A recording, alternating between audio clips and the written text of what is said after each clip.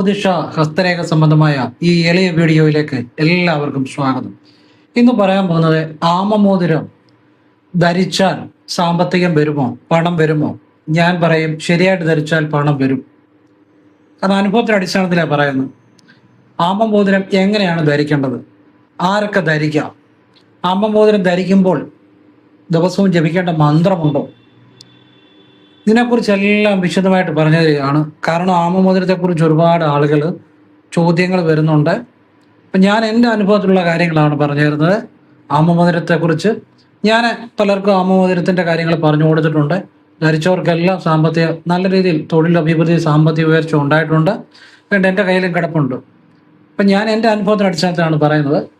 നിങ്ങൾക്ക് അത് മുഴുവൻ കേട്ടിട്ട് നിങ്ങൾക്ക് ആവശ്യമുണ്ട് സ്വീകരിക്കുക, അല്ലെങ്കിൽ സ്വീകരിക്കാതിരിക്കുക.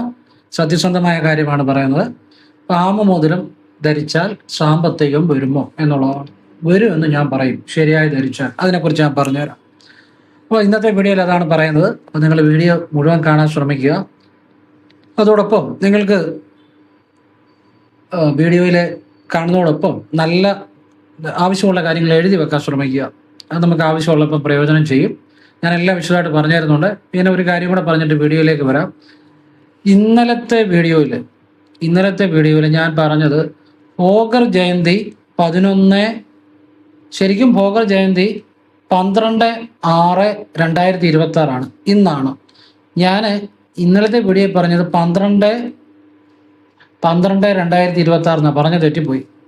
ഇന്നലെ 11/12/2026 ഇട്ട വീഡിയോയിൽ ഭോഗർ ജയന്തി ഞാൻ അടുത്ത ദിവസമെന്ന് പറയുന്നുണ്ട്, പക്ഷേ മാസം പറഞ്ഞ തെറ്റിപ്പോയി. അപ്പോൾ ഇന്ന് ഒന്നുകൂടെ ഞാൻ തിരുത്തി പറയുകയാണ്. ഭോഗർ ജയന്തി 12/6/2026 ഇന്നാണ് കേട്ടോ. അത് കഴിഞ്ഞ ഇന്നലെ വീഡിയോയിൽ പറഞ്ഞപ്പോൾ ആ മാസം തെറ്റിപ്പോയി. അപ്പോൾ അത് സദയം ക്ഷമിക്കുക, ഞാനത് ക്ലിയർ ചെയ്തതാണ് പറയുന്നത്. അപ്പോൾ എന്തായാലും ഞാൻ ആ വീഡിയോയ്ക്കകത്ത് നിങ്ങൾക്ക് ഭോഗറുടെ രഹസ്യങ്ങൾ പറഞ്ഞു തരുന്നുണ്ട്. കുറച്ച് എന്നെ കൊണ്ട് പറ്റുന്ന രഹസ്യങ്ങൾ പറഞ്ഞു തരുന്നുണ്ട്. ഇത് ഭോഗർ ജയന്തിയുടെ ദിവസം അല്ല പോലും നിങ്ങളിത് കാണുന്നതെങ്കിലും നിങ്ങൾക്ക് ഏത് ദിവസവും ഭോഗറുടെ നിങ്ങൾക്ക് ചെയ്യാവുന്ന നല്ല പ്രാർത്ഥനകൾ പറഞ്ഞു തരുന്നുണ്ട്. ആവശ്യമുള്ളവർ കാണുക കേട്ടോ. അപ്പോൾ ഇനി വീഡിയോയിലേക്ക് വരാൻ അതിന് മുമ്പ് ഒരു കാര്യം പറയാം. നേരിട്ട് കൺസൾട്ടിങ് ഇല്ല, വാട്സപ്പ് വഴി മാത്രമേ ഉള്ളൂ. സംഖ്യാ ജ്യോതിഷ, ഹസ്തരേഖ, ഗ്രഹനില ഇതൊക്കെയാണ് വിശകലനം ചെയ്യുന്നത്. താല്പര്യമുള്ളവർ വാട്സപ്പ് ഇടുക. ഫ്രീ ആകുമ്പോൾ ഞാൻ റിപ്ലൈ തരും. എല്ലാവർക്കും റിപ്ലൈ തരാൻ പറ്റത്തില്ല, ഒരുപാട് മെസ്സേജാണ് വരുന്നത്. പറ്റുന്നവർക്ക് റിപ്ലൈ തരും. ചെയ്യുന്ന രീതി പറയും. നല്ല കാര്യങ്ങളെ പറയാറുള്ളൂ. കേട്ടിട്ട് ആവശ്യമുണ്ടെങ്കിൽ ചെയ്യുക, അല്ലെങ്കിൽ ചെയ്യാതിരിക്കാം. ഫോൺ വിളിച്ചാൽ കിട്ടത്തില്ല, നേരിട്ട് വന്നാലും നോക്കാൻ സാധിക്കത്തില്ല. കാരണം വാട്സപ്പിലെ വർക്ക് സമയത്തിന് തീരത്തില്ല, അതുകൊണ്ടാണ്. ഇതാണ് സാഹചര്യം. പിന്നെ നിങ്ങൾക്ക് എന്തെങ്കിലും ഒരു അത്യാവശ്യ കാര്യം അറിയണമെന്നുണ്ടെങ്കിൽ ഒരു അത്യാവശ്യ കാര്യം ചുരുക്കി ഒരു വോയിസ് ആയിട്ട് ഇട്ടാൽ എൻ്റെ ശ്രദ്ധയിൽപ്പെട്ടാൽ എനിക്കറിയാൻ നല്ല കാര്യം പറഞ്ഞു തരും. അതിന് ഫീസൊന്നുമില്ല. വിശകലനം ചെയ്തതിന് മാത്രമേ നിശ്ചിത ഫീസുള്ളൂ. അപ്പോൾ അത് എന്ന് കരുതി ചിലരുണ്ട് ഒരു കാര്യം ചോദിക്കാൻ പറയും, ഞാനൊരു കാര്യം പറഞ്ഞു കൊടുക്കും, പിന്നെ ഓരോരുത്തരുടെ കാര്യം ചോദിച്ചുകൊണ്ടിരിക്കും. അത് ചെയ്യരുത്. അത് സത്യമില്ലായ്മയാണ്. ഒരു കാര്യം ചോദിക്കാൻ പറഞ്ഞാൽ ചുരുക്കി ചോദിക്കുക. ഞാൻ പറയുന്ന ആത്മാർത്ഥമായിട്ടേ പറയത്തുള്ളൂ. എനിക്കറിയാം നല്ല കാര്യം പറഞ്ഞു തരും. അതിന് ഫീസൊന്നുമില്ല കേട്ടോ. അപ്പം പിന്നെ വേറൊരു സമയം വേണമെങ്കിൽ ഒരു കാര്യം ചോദിക്കാം, പക്ഷെ ഒരു സമയം ഒരു കാര്യം ചോദിക്കാവുള്ളൂ. പിന്നെ വിശദമായിട്ട് വിശകലനം ചെയ്യണമെന്നുള്ളവർ അതിനുവേണ്ടി വാട്സപ്പ് ഇടുക. അപ്പോൾ എല്ലാവരും യേശുവിനെ അനുഗ്രഹിക്കട്ടെ. ഞാൻ എല്ലാം ഭഗവത് പാദത്തിൽ സമർപ്പിക്കുന്നു. എല്ലാവർക്കും ദൈവാനുഗ്രഹം ഉണ്ടാകട്ടെ. ഓം നർപ്പവി നർപ്പവി നർപ്പവി. വേണ്ടതെല്ലാം പറഞ്ഞുതരാം. ആമമോതിരം എല്ലാവർക്കും ധരിക്കാമോ? ആമമോതിരം ധരിക്കുന്നത് പലരും പല വിശ്വാസത്തിൻ്റെ അടിസ്ഥാനത്തിലാണ്. ഇപ്പം ഞാൻ പറയുന്നത് വിഷ്ണുവുമായി ബന്ധപ്പെട്ട ഒരു വിശ്വാസമാണ്. ചിലർ ഫങ്ഷുയി, ചൈനീസ് വാസ്തു അനുസരിച്ച് ധരിക്കുന്നവരുണ്ടായിരിക്കാം. അപ്പോൾ അവരവരുടെ വിശ്വാസം അനുസരിച്ച് അതിൽ വ്യത്യസ്തമായ കാര്യങ്ങൾ ഉണ്ടായിരിക്കാം. അതിനെക്കുറിച്ച് എനിക്കറിയില്ല. പക്ഷെ ഞാൻ പറയുന്നത് ഭഗവാൻ നാരായണനുമായി ബന്ധപ്പെട്ട് ഉള്ള വിശ്വാസത്തിൻ്റെ അടിസ്ഥാനത്തിലാണ് ഞാൻ ആമമോതിരത്തെക്കുറിച്ച് പറഞ്ഞു തരുന്നത്. അപ്പോൾ അതങ്ങനെ ചെയ്തവർക്കൊക്കെ അതിൻ്റെ ഗുണം ഉണ്ടായിട്ടുണ്ട്. നിങ്ങളത് ആവശ്യമുണ്ടെങ്കിൽ ചെയ്യുക. അങ്ങനെ ഭഗവാൻ നാരായണൻ്റെ ഒരു വിശ്വാസവുമായി ബന്ധപ്പെട്ട് ഈ ആമമോതിരം ധരിക്കുന്നവർക്ക് എല്ലാവർക്കും ധരിക്കാം. അത് ഇന്നവരെന്നില്ല. ഭഗവാൻ നാരായണനിൽ വിശ്വസിച്ച് ധരിക്കുന്നവർക്ക്. അതല്ല നിങ്ങൾ മറ്റു പല വിശ്വാസങ്ങളിലും വിശ്വസിക്കുന്നതെങ്കിൽ അത് നിങ്ങളുടെ ഇഷ്ടം. ചിലർക്ക് ധരിക്കാം എന്ന് പറയും, ചിലർക്ക് ധരിക്കാൻ പറ്റത്തില്ലെന്ന് പറയും. അതൊക്കെ മറ്റു ചില വിശ്വാസങ്ങളുടെ അടിസ്ഥാനത്തിലാണ്. എനിക്ക് അതിനെക്കുറിച്ച് അറിയത്തേ ഇല്ല, എനിക്ക് അതിനോട് അഭിപ്രായവുമില്ല. ഞാൻ ഭഗവാൻ നാരായണന്റെ വിശ്വാസത്തിന്റെ അടിസ്ഥാനത്തിലാണ് പറയുന്നത്. ആ ഭഗവാൻ നാരായണനെ വിശ്വസിക്കുന്ന എല്ലാവർക്കും ഈ ആമമോതിരം ധരിക്കാം. ക്ലിയർ ആയല്ലോ? ഇനി ഇതിനകത്തൊരു സംശയത്തിന് കാര്യമില്ല. ഇനി ആമമോതിരത്തെക്കുറിച്ച് ഞാൻ നിങ്ങൾക്ക് പറഞ്ഞു തരുന്ന കാര്യം കേട്ടിട്ട് അത് എങ്ങനെ ധരിക്കാം എന്ന് ഞാൻ പറയാം. അതിന് മന്ത്രമുണ്ട്. അതെല്ലാം മനസ്സിലാക്കി ചെയ്താൽ, ശരിയായിട്ട് ചെയ്താൽ ഫലമുണ്ടാവും. അങ്ങനെ ചെയ്തവർക്ക് ഫലം ഉണ്ടായിട്ടുണ്ട്. ഞാൻ ആമമോതിരത്തെക്കുറിച്ച് പറയാൻ കാരണം, ഞാൻ അമ്പലപ്പുഴ ശ്രീകൃഷ്ണസ്വാമി ക്ഷേത്രത്തിൽ മിക്കവാറും മാസത്തിലൊന്ന് പോകും. അത് കുറേ നാളായിട്ട് പോകുന്നുണ്ട്. അങ്ങനെ ഭഗവാനെ തൊഴുതിറങ്ങുമ്പോൾ അവിടെ നിന്ന് ആ ക്ഷേത്രത്തിൻ്റെ ആ കുളത്തിനടുത്ത് നിന്നപ്പോൾ എനിക്ക് ഭഗവാനെ പ്രാർത്ഥിച്ചപ്പോൾ എൻ്റെ മനസ്സിലോട്ട് കിട്ടിയ ഒരു കാര്യമാണ് ഈ കൂർമ്മ അവതാരത്തെക്കുറിച്ച്. അപ്പോൾ ഈ കൂർമ്മ അവതാരത്തെക്കുറിച്ച് ആളുകൾക്ക് പറഞ്ഞു കൊടുക്കണമെന്നും ഇത് ആമമോതിരത്തിൻ്റെ ആ ഒരു കാര്യങ്ങൾ ആളുകൾക്ക് പറഞ്ഞു കൊടുക്കാനും ഒക്കെ ഭഗവാനിൽ നിന്ന് അപ്പം കിട്ടിയ ഒരു ജ്ഞാനമാണ്. ആ അമ്പലപ്പുഴ ഭഗവാനെ തൊഴുതിട്ട് ഇറങ്ങി ആ കുളത്തിൻ്റെ അവിടെ നിൽക്കുമ്പോൾ ഭഗവാന്റെ ചിന്തിച്ചപ്പം കിട്ടിയ ഒരു ജ്ഞാനമാണ് കൂർമാവതാരം. ആമയെന്ന് പറഞ്ഞാൽ കൂർമാണല്ലോ, ഇത് കണ്ടോ. അപ്പം ഈ കൂർമാവതാരത്തെക്കുറിച്ചും അതിൻ്റെ രഹസ്യത്തെക്കുറിച്ചും അതിൻ്റെ മന്ത്രത്തെക്കുറിച്ചും പിന്നെ അതിൻ്റെ പ്രതീകമായാണ് ഞാൻ ഈ ആമമോതിരത്തെക്കുറിച്ച് പറഞ്ഞു തരുന്നത്. അത് ഭഗവാൻ തന്ന ജ്ഞാനമാണ്. അതുകൊണ്ട് ഞാൻ പറയുന്നു, നാരായണനിൽ വിശ്വസിക്കുന്ന എല്ലാവർക്കും ധരിക്കാം. ഇനിയും ഇത് ധരിക്കുമ്പോൾ ഒരു മന്ത്രമുണ്ട്, അത് ചൊല്ലുന്നത് നല്ലതാണ്. ഇനി പലരുടെയും സംശയം, സ്ത്രീകൾക്ക് ധരിക്കാമോ പുരുഷന്മാർക്ക് ധരിക്കാമോ, ആ വിരലിൽ ധരിക്കാമോ ഈ വിരലിൽ ധരിക്കാമോ എന്ന മൊത്തം സംശയങ്ങൾ. കാരണം പലരും പല രീതിയിലൊക്കെ ആയിരിക്കും പറയുന്നത്. അതുകൊണ്ടാണ് ഞാൻ അതിനെക്കുറിച്ചൊന്നും പറയുന്നില്ല. ഓരോരുത്തരുടെ ഓരോ വിശ്വാസം, ഓരോ കാഴ്ചപ്പാട്, അതൊക്കെ അങ്ങനെ നിൽക്കട്ടെ. ഞാൻ എൻ്റെ അഭിപ്രായം പറയുന്നത്, ആമമോതിരം ആണുങ്ങൾക്കും പെണ്ണുങ്ങൾക്കും ധരിക്കാം. ഭഗവാൻ നാരായണനെ വിശ്വസിക്കുന്നുണ്ടെങ്കിൽ ഏതു വിരലിൽ ധരിക്കണം. ഇത് മോതിര വിരലിലും ധരിക്കാം, നടുവിരലിലും ധരിക്കാം. വലത് കൈ പുരുഷന്മാർക്കും സ്ത്രീകൾക്കും വലത് കൈ മോതിര വിരലിലോ നടുവിരലിലോ ധരിക്കാം. പക്ഷെ എൻ്റെ അഭിപ്രായത്തിൽ നടുവിരലിൽ ധരിക്കുന്നതാണ് കുറച്ചുകൂടി നല്ലത്. ക്ലിയർ ആയല്ലോ? ഇനി എങ്ങനെ ധരിക്കണം? ആമമോതിരം ധരിക്കുമ്പോൾ ആമയുടെ തല നമ്മുടെ ഇങ്ങനെ ഈ കയ്യിലേക്ക് കയറുന്ന പോലെ വരണം. കണ്ടല്ലോ, ആമയുടെ തല ശരീരത്തിലേക്ക് കയറുന്ന പോലെ വരണം. അപ്പം പുരുഷന്മാരാണെങ്കിലും ഇപ്പം എൻ്റെ വലത് കൈയിലാണ് ഞാൻ ധരിച്ചിരിക്കുന്നത്. പക്ഷെ നിങ്ങൾ കാണുമ്പോൾ ചിലപ്പം ക്യാമറയിൽ കാണുമ്പോൾ ഇടത് കൈയായിട്ട് ചിലപ്പം തോന്നാം, എനിക്കറിയില്ല. ക്യാമറയിൽ ചിലപ്പം തിരിഞ്ഞ് കാണാം. പക്ഷെ ഞാൻ പറയുന്നത് കേൾക്കുക, വലത് കൈയിൽ, എൻ്റെ വലത് കൈയിലാണ് ധരിച്ചിരിക്കുന്നത്. എനിക്ക് അനുഭവമാണ്. ഞാൻ പറഞ്ഞു കൊടുത്ത് ശരിയായിട്ട് ചെയ്തവർക്കൊക്കെ അത് സാമ്പത്തികം വന്നിട്ടുണ്ട്, അതെനിക്കറിയാം. നിങ്ങളും അതുപോലെ ചെയ്താൽ നിങ്ങൾക്കും അത്ര അനുഭവം വരാം. അത് നിങ്ങളുടെ വിശ്വാസവും നിങ്ങളുടെ പ്രാർത്ഥനയും നിങ്ങൾ ചെയ്യുന്ന രീതിയും പോലെ ആശ്രയിച്ചിരിക്കും. വ്യക്തമായിട്ടാണ് പറഞ്ഞു തരുന്നത്. ഇനിയും ഈ ആമമോതിരം ധരിക്കുമ്പോൾ ഒരു ഈ കൂർമാവതാരത്തിൻ്റെ മന്ത്രം ജപിക്കുന്ന നല്ലതാണ്. അത് നിത്യവും. അപ്പം ആമമോതിരം ഏത് ദിവസം ധരിക്കുക എന്നുള്ളതൊരു ചോദ്യമുണ്ട്. ചിലർ വെള്ളിയാഴ്ച നല്ലതെന്ന് പറയാം, ചിലർ വ്യാഴാഴ്ച നല്ലതെന്ന് പറയും. ഞാൻ പറയും വ്യാഴാഴ്ച നല്ലതാണ്. കാരണം നാരായണനിൽ വിശ്വസിച്ചുള്ള ആ ഒരു വിശ്വാസത്തിൻ്റെ അടിസ്ഥാനത്തിലാണ് ഞാൻ പറഞ്ഞു തരുന്നത്. എന്താണ് ആമമോതിരത്തിൻ്റെ രഹസ്യം? ആമമോതിരം ഇതിപ്പോൾ വെള്ളിയാണ്. അപ്പം ആമമോതിരം വെള്ളിയിൽ ധരിക്കുന്നത് നല്ലതാണെന്നാണ് എൻ്റെ അനുഭവം. ഞാൻ പറഞ്ഞു തരുന്നത്, ഞാൻ പറഞ്ഞു കൊടുത്തവർക്കൊക്കെ അങ്ങനെയാണ്. അപ്പോൾ ഈ വെള്ളിയിൽ ധരിക്കുക എന്ന് പറഞ്ഞാൽ ഒരു കടയിൽ കയറി വില ചോദിക്കണം. ഇപ്പം വെള്ളിക്കൊക്കെ വില കൂടി നിൽക്കുന്ന സമയം. ഇപ്പം ധരിക്കണമെന്നില്ല. നിങ്ങൾ പല കടയിൽ കയറി വില ചോദിക്കണം. നല്ല വെള്ളി ആയിരിക്കണം. ഒരുപാട് നിങ്ങളെ വലിയ റേറ്റ് ഒന്നും പറയുന്നിടത്തൊന്നും എടുക്കരുത്. പല കടയിൽ കയറി വില ചോദിച്ച് നിങ്ങളെ കൊണ്ട് പറ്റുമെങ്കിൽ, അതായത് പറ്റുന്ന സമയത്ത് ധരിച്ചാൽ മതി. വില കൂടി നിൽക്കുമ്പോഴൊന്നും മേടിക്കുകയൊന്നും വേണ്ട. ഞാനത് മേടിച്ചപ്പോൾ 1200 1300 ആ സമയത്തായുള്ളൂ. അപ്പോൾ അത് നല്ല വെള്ളിയായിരുന്നു. അപ്പോൾ നിങ്ങൾക്ക് പറ്റുന്ന രീതിയിൽ, നിങ്ങളെ കൊണ്ട് പറ്റുന്ന ഇതിൽ, നിങ്ങളുടെ അളവിനനുസരിച്ച് നിങ്ങൾക്ക് മേടിക്കുകയോ മേടിക്കാതിരിക്കുകയോ ഒക്കെ ചെയ്യാം. നിങ്ങളുടെ ഇഷ്ടമാണ്. ഇപ്പം ഞാൻ പറഞ്ഞുകൊണ്ട് ഉടനെ പോയി മേടിക്കണമെന്നൊന്നും ഞാൻ പറയത്തില്ല. നിങ്ങൾക്ക് ആവശ്യമുണ്ടെങ്കിൽ, ഇപ്പം വില കൂടി നിൽക്കുന്ന സമയമാണ്, വില കുറഞ്ഞ് നിൽക്കുമ്പോഴോ പല കടയിൽ ചോദിച്ചിട്ട് ഒരു കടയിൽ മാത്രം ചോദിച്ചു കഴിഞ്ഞാൽ നമുക്ക് കളിപ്പീര് പറ്റാം. ഒരു കടയിൽ ചെന്നിട്ട് വില ഇത്ര പറയുന്നു, ശരി ഞാൻ ഞാൻ വരാമെന്ന് പറയണം. വേറെ കടയിൽ കൂടെ പോയി പല കടയിൽ അന്വേഷിച്ചിട്ട് ചിലപ്പം ഈ നമ്മൾ കളിപ്പിക്കപ്പെടരുത്. നമുക്ക് 10 രൂപ ഒരാൾക്ക് ചുമ്മാ കൊടുക്കാം, പക്ഷെ നമ്മളെ കളിപ്പിച്ചെടുക്കരുത്. മനസ്സിലാകുന്നുണ്ടോ? അതെപ്പോഴും ശ്രദ്ധിച്ചോണം. അത് നിങ്ങൾ മനസ്സിലാക്കി ചെയ്യുക. ഇനിയും ഈ ആമമോതിരത്തിൻ്റെ രഹസ്യം എന്നാന്ന് വെച്ച് കഴിഞ്ഞാൽ, കൂർമ്മ അവതാരത്തെയാണ് ആമ പ്രതിനിധീകരിക്കുന്നത്. കൂർമ്മ അവതാരം എന്ന് വെച്ചാൽ ഭഗവാൻ നാരായണൻ എടുത്ത അവതാരമാണ്. അത് എന്തിനു വേണ്ടിയാണ് എടുത്തത്? പാലാഴി കടയുന്ന സമയത്ത് മന്ദരപർവ്വതത്തെ കടകോലാക്കി വാസുകി സർപ്പത്തെ കയറാക്കി ദേവന്മാരും അസുരന്മാരും കൂടെ പാലാഴി കടയുമ്പോൾ മന്ദരപർവ്വം താന്നു പോകുന്നു. അപ്പോഴേ ഭഗവാൻ നാരായണനെ മഹാവിഷ്ണുവിനെ എല്ലാവരും കൂടെ അഭയം പ്രാപിച്ചു. അപ്പോൾ ഇതിനൊരു ഒരു പ്രതിവിധിയില്ല. മന്ദരപർവ്വതം താഴ്ന്നു പോകുന്നു. അപ്പൊ അതിനൊരു പ്രതിവിധിയില്ല. അപ്പം എന്നിട്ട് വേണം അമൃതം എടുക്കാൻ. അപ്പം ഭഗവാൻ ആമയായിട്ട് രൂപമെടുത്ത് ആ മന്ദരപർവ്വതത്തെ താങ്ങി നിർത്തുന്നു. അങ്ങനെയുള്ള സങ്കല്പത്തിലാണ് ഞാൻ ഈ ആമമോതിരം നിങ്ങൾക്ക് ആമമോതിരത്തെക്കുറിച്ച് പറയുന്നതും ആ സങ്കല്പത്തിലാണ് ധരിക്കാൻ ഞാൻ പറയുന്നത്. അല്ലാതെ ഫങ്ഷുയോ അല്ലെ മറ്റു വിശ്വാസങ്ങളായിട്ട് ഇതിന് ബന്ധമൊന്നുമില്ല. അതൊക്കെ ആ വഴി പോകുന്നവർ ആ വഴി പോട്ടെ. അങ്ങനെ നാരായണനെ വിശ്വസിക്കുന്ന ആർക്കും ഇത് ധരിക്കാം. എന്തിനു വേണ്ടി? നമ്മുടെ ജീവിതത്തിലെ പ്രതിസന്ധികളെ ഇല്ലാതാക്കുന്നതിന് വേണ്ടി. അപ്പൊ ആ ഭഗവാന് ആമയായിട്ട് മന്ദരപർവ്വതത്തെ താങ്ങി നിർത്തി ഒരു വലിയ പ്രതിസന്ധി അവിടെ ഇല്ലാതാക്കുകയാണ്. അപ്പൊ ഒരു വലിയ പ്രശ്നത്തെ അവിടെ ഇല്ലാതാക്കുകയാണ്. അങ്ങനെ നമ്മുടെ ജീവിതത്തിലെ ദുരിതങ്ങൾ മാറാനും നമ്മുടെ വലിയ വലിയ പ്രശ്നങ്ങൾ മാറാനും നമ്മൾക്ക് ജോലിയിൽ ഉയർച്ച ഉണ്ടാകാനും സാമ്പത്തികം വരാനും വാസ്തുദോഷങ്ങൾ മാറാനും സാമ്പത്തിക അഭിവൃദ്ധി ഉണ്ടാകാനും എല്ലാ കാര്യങ്ങളിലും വിജയം ഉണ്ടാകാനും വലിയ വലിയ ഭാരിച്ച ജോലികൾ വരെ നമുക്ക് നിസ്സാരമായിട്ട് ചെയ്യാനും ഒക്കെ ഉള്ള ഒരു ഭഗവാന്റെ അനുഗ്രഹം. ഭഗവാനെ വിശ്വസിച്ച് ആ ഭഗവാന്റെ മന്ത്രം ജപിച്ച് ഇത് ധരിച്ചാലും വ്യാഴാഴ്ച ധരിക്കുക.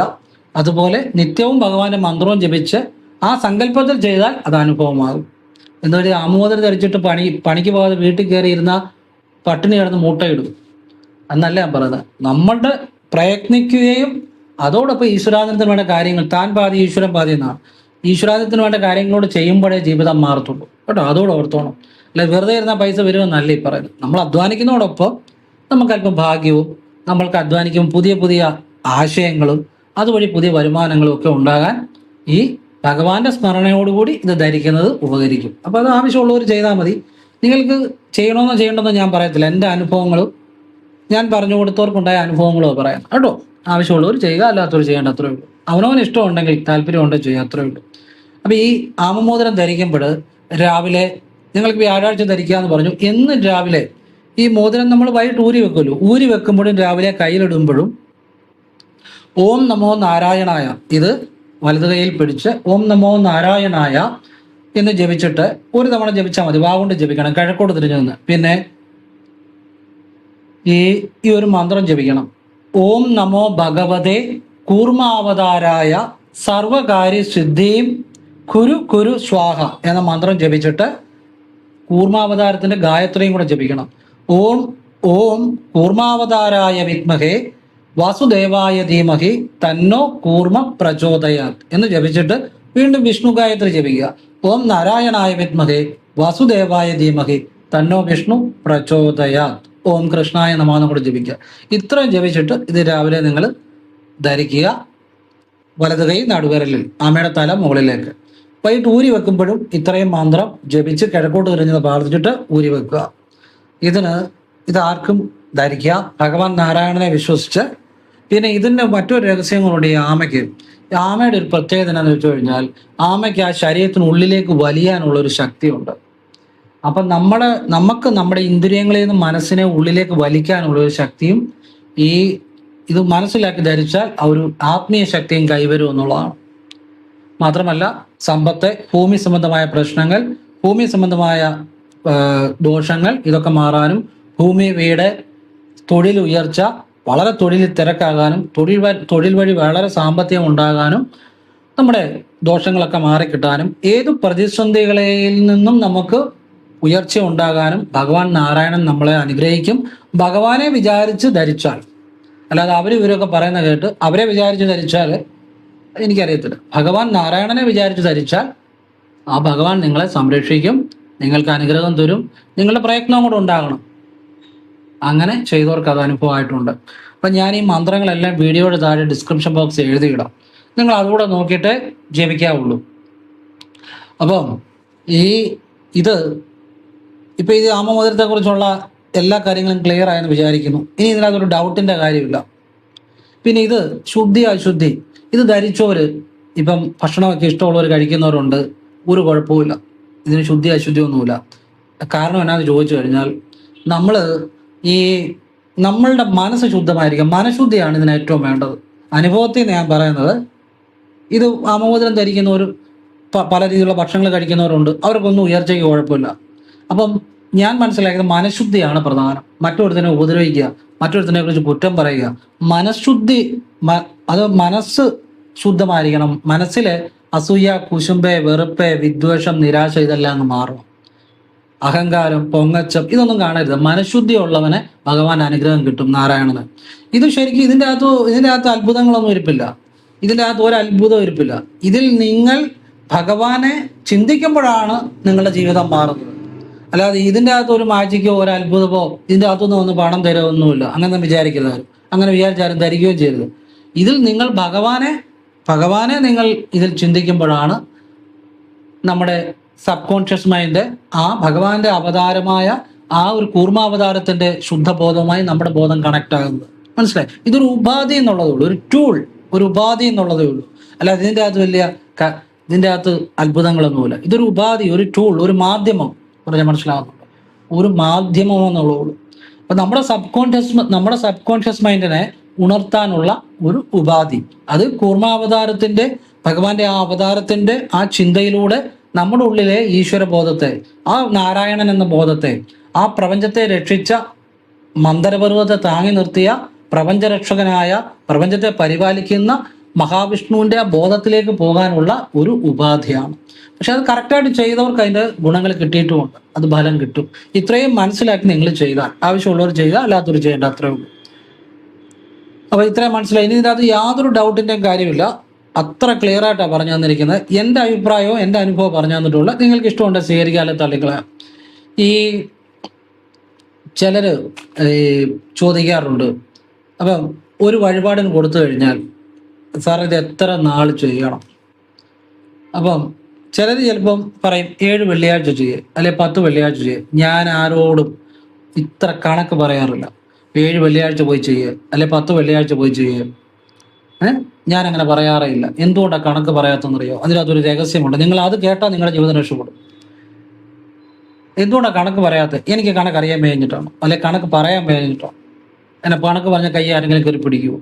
എനിക്ക് എഴുതി വിടാമല്ലോ 7 വെള്ളിയാഴ്ച എന്ന് എനിക്ക് എഴുതി വിടാൻ അറിയാൻ വേണ്ടിയിട്ടാണ്. എന്തുകൊണ്ടാണ് ചെയ്യാത്തത്?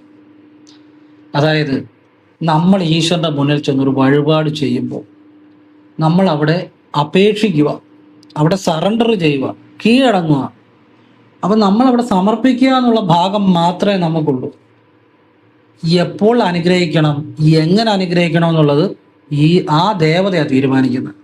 ഞാനിവിടുന്ന് ഒരു 7 വെള്ളിയാഴ്ച ചെയ്യാൻ വേണ്ടി ഞാൻ എഴുതി വിട്ടാൽ ഞാൻ ആരാപ്പം? ഞാൻ പറയുന്ന കണക്കിന് ഒരു ദേവത ചെയ്യാനിരിക്കുകയാണെങ്കിൽ ഞാനപ്പോൾ ആ ദേവതക്കാട്ടി വലിയ ആളല്ലേ? ഇപ്പം ഞാനാരാ? ഞാൻ പറഞ്ഞ കണക്കിന് ഒരാൾ ചെയ്യുന്നുണ്ടെങ്കിൽ, അല്ല ഞാൻ പറഞ്ഞ കണക്കിന് അനുഗ്രഹിക്കാൻ ഇരിക്കുകയാണെങ്കിൽ ഞാൻ ആ ദേവതക്കാട്ടിയും വലിയ ആളല്ലേ? ഒരിക്കലുമല്ല. നമുക്ക് ആ ദേവതയുടെ മുന്നിൽ സമർപ്പിക്കുക എന്ന് മാത്രമേ ഉള്ളൂ, ബാക്കി ഒന്നും ചെയ്യാനില്ല. അതറിഞ്ഞാൽ ആരറിഞ്ഞാലും ആ നിമിഷം അത് അവരുടെ ജീവിതം മാറിത്തുടങ്ങും. നമ്മളിപ്പം ഒരു ജോലി ചെയ്യുന്നു, അല്ലെ നമ്മളൊരു പ്രവൃത്തി ചെയ്യുന്നു, നമ്മൾക്കത് ഭംഗിയായിട്ട് ചെയ്യുക എന്ന് മാത്രമേ ഉള്ളൂ. അതിൻ്റെ ഫലം അത് ഈശ്വരൻ്റെ കയ്യിലായിരിക്കുന്നത്. ചെയ്യുക എന്നുള്ള ഭാഗം മാത്രമേ ഉള്ളൂ. അത്രേ അറിഞ്ഞാൽ ജീവിതം രക്ഷപ്പെട്ടു. അതല്ല ഞാൻ ചെയ്യുന്നതിന് ഇന്ന ഫലം വരണം വന്നേ പറ്റൂ എന്നൊക്കെ വിചാരിക്കുന്നവരാണ് ഒരു ഗതിയും പരഗതിയില്ലാതെ നടക്കുന്നത്. നമ്മൾ പകുതിയുള്ളൂ നമ്മുടെ കയ്യിൽ, പകുതി വിധിക്ക് ഈശ്വരന് വിടുക. നമ്മുടെ ഭാഗം നന്നായിട്ട് ചെയ്യുക. നമ്മൾ ആ വഴിപാട് നടക്കി വെച്ച് സറണ്ടർ ചെയ്ത് അവിടെ സമർപ്പിച്ചു, പിന്നെ അതിനെക്കുറിച്ച് ചിന്തിക്കേണ്ട. ബാക്കി പകുതി ഭാഗം അവിടുത്തെയാണ്. അത് നമുക്ക് പിടിച്ചു മേടിക്കാൻ പറ്റത്തില്ല. നമ്മൾ പറയുന്ന സമയത്തിന് പിടിച്ചു മേടിക്കാൻ പറ്റത്തില്ല. 7 വെള്ളിയാഴ്ച ചെയ്ത് കഴിയുമ്പോൾ എനിക്ക് തരണമെന്നൊന്നും പറയാൻ പറ്റത്തില്ല. അങ്ങനെ പറയുന്നവരാണ് ദിവസവും ഒരു ഗതിയില്ലാതെ വീണ്ടും വീണ്ടും ഇങ്ങനെ നടന്നുകൊണ്ടിരിക്കും. അവിടെ സമർപ്പിച്ച് ഭഗവാനെ എന്ന് ചിന്ത സമർപ്പിച്ചു, എല്ലാം അവിടുത്തെ ഇഷ്ടം എന്ന് പറയുന്നവൻ ആ നിമിഷം മുതൽ രക്ഷപ്പെട്ടിരിക്കും. ഇതൊരു രഹസ്യമാണ്. ഇത് തന്നെയാണ് യോഗിമാരും മഹർഷിമാരും ഋഷീശ്വരന്മാരും എല്ലാം ചെയ്യുന്നത്. അവർ പ്രാർത്ഥിക്കുക, ബാക്കി അവരൊന്നും അവിടെ പറയുന്നില്ല.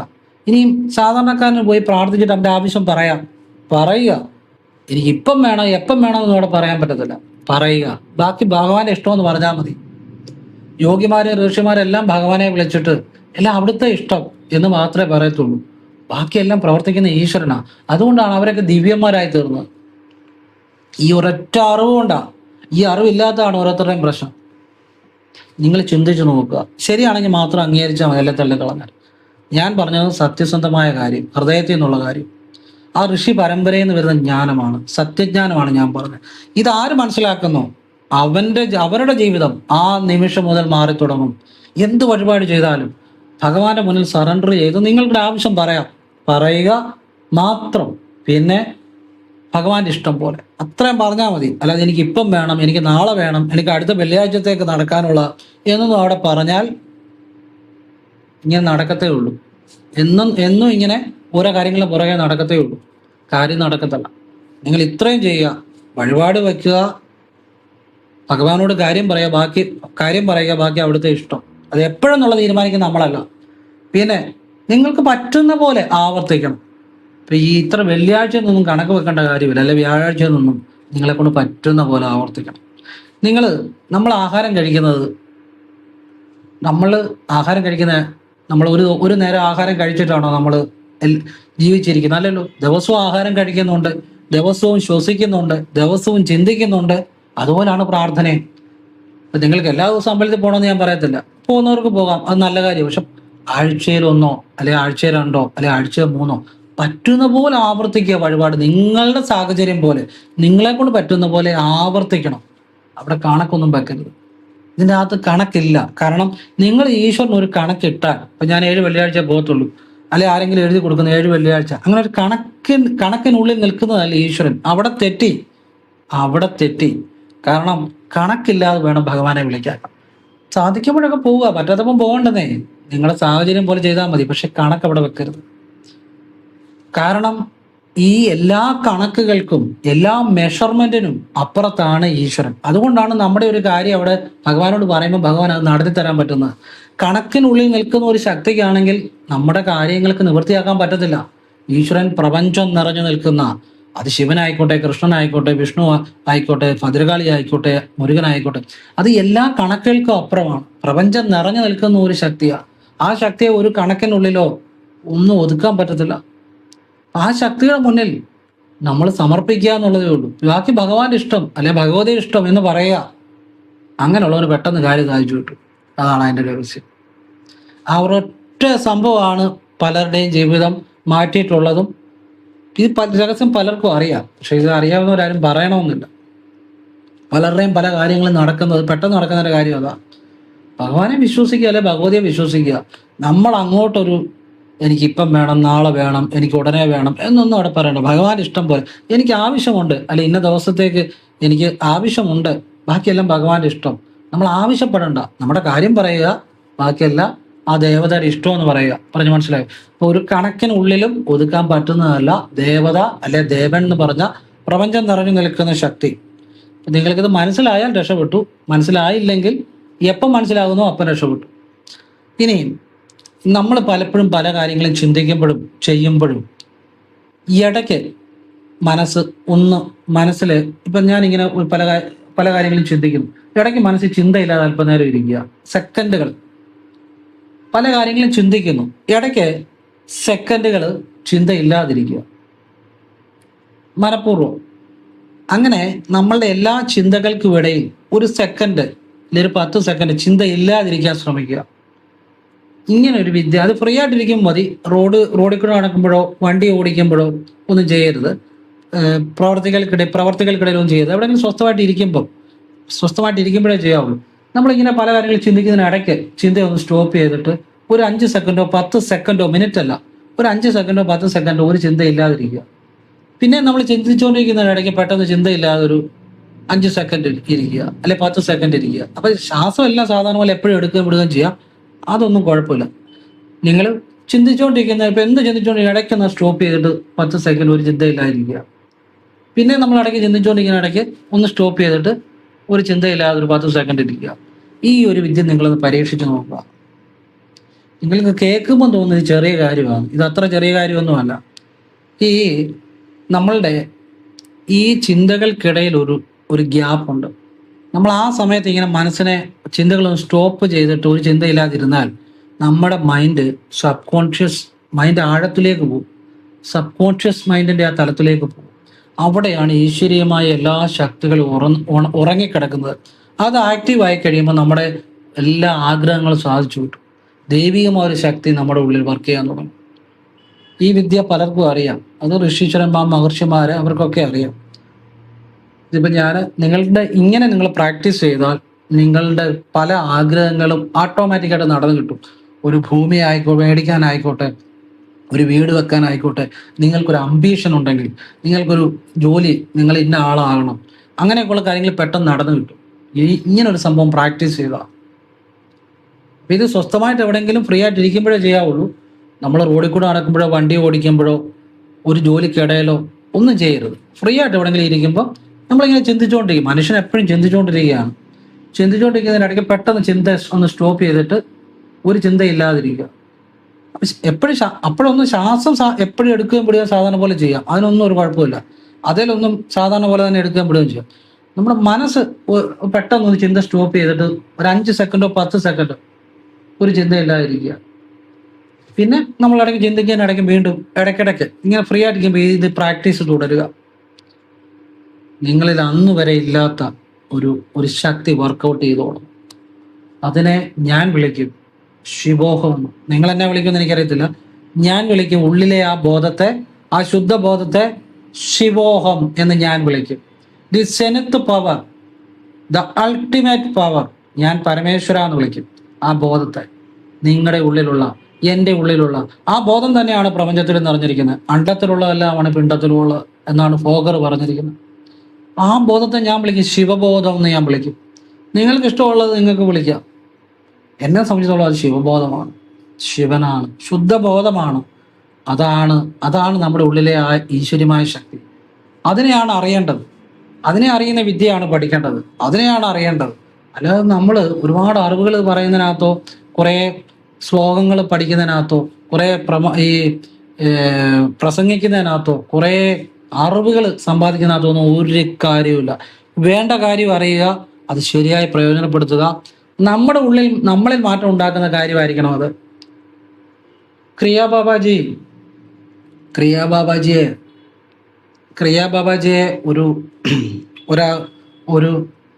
ഒരാൾ തട്ടിക്കൊണ്ട് പോവായിരുന്നു.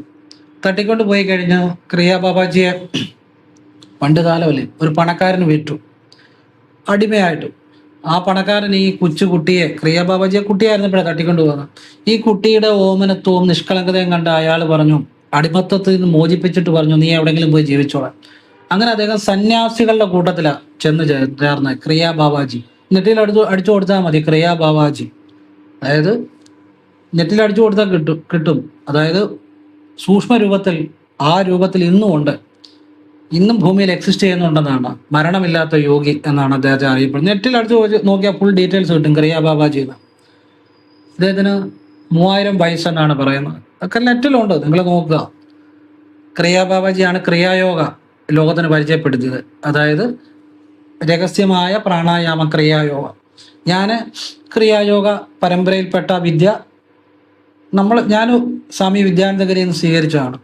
അപ്പോൾ ക്രിയാബാബാജി അപ്പം പറയുന്ന ഒരു കാര്യമുണ്ട്. എന്താണെന്നറിയോ? അദ്ദേഹത്തിന് ഒരുപാട് വേദങ്ങൾ പഠിക്കായിരുന്നു, പുരാണങ്ങൾ പഠിക്കായിരുന്നു, ശ്ലോകങ്ങൾ പഠിക്കായിരുന്നു. പക്ഷെ അദ്ദേഹം മനസ്സിലാക്കി അറിവിൽ കാര്യമില്ല, അനുഭവത്തിലാണ് കാര്യം. അതിന് വേണ്ടത് മനസ്സിലാക്കുക, ആ ഉള്ളിലുള്ള ശക്തി അറിയുക.